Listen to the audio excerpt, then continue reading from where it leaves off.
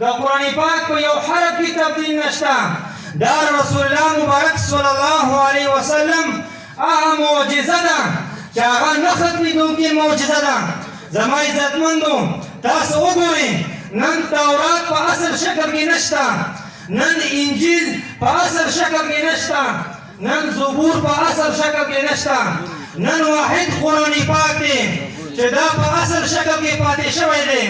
زما عزتمندو کله چې د قیامت سخته ورځ وي په هغه ورځ باندې به یوسف علیه السلام د قرآن پاک تلاوت وکړي، رسول الله مبارک به د قرآن پاک تلاوت وکړي، بیا به الله پاک خپله د سورت رحمان تلاوت وفرمایي، بیا به ټول قومونه د محشر په ورځ باندې یو ځای ته راجمع شوي وي.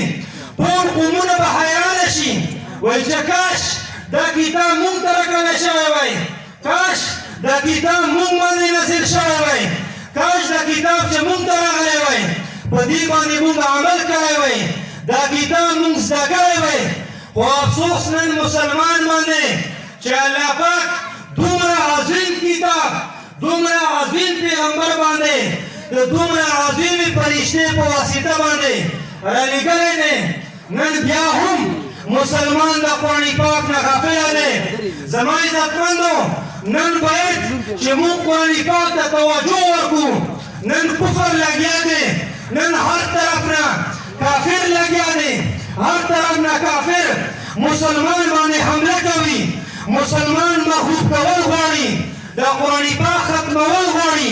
خو باید چې کله مسلمان یو موټی شي مسلمانو ته وښیي چې کافره تو خو وایي چې زه مسلمان ختم کم، زه قرآن پاک ختم کم. نه نه، قرآن پاک نشي ختمولی. نن داسې اډې موجودې دي، نن د مدرسې په شکل کې داسې اډه موجوده ده چې هغې کې قرآن پاک زده کېږي، هغې کې داسې ګلالي ماشومان تیارېږي. انشاءالله د پیغمبر صلی الله علیه وسلم دغه معجزه به تر قیامته دغسې پاتې وي، و انشاءالله هر مسلمان به د قرآن پاک د زده کولو او دې باندې د عمل کولو کوشش کوي. ټول به انشاءالله باندې عمل کوو که نه؟